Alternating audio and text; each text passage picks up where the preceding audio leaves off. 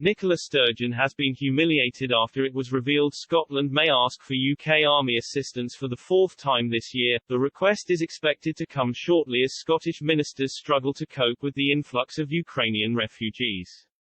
Sturgeon's Ukraine Super Sponsor scheme has caused problems as her government consider making a request for British Army assistance. The formal request is known as a Military Aid to Civil Authorities (MACA) and allows the devolved government to request armed forces support in times of need.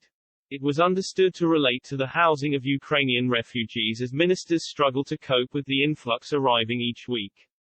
Around 1,200 are arriving every week in Scotland under Sturgeon's scheme, but the Scottish government are struggling to find accommodation to house them. Hundreds of refugees have begun being housed in the MS Victoria cruise ship docked at Leith, in Edinburgh, alongside hotels across the country.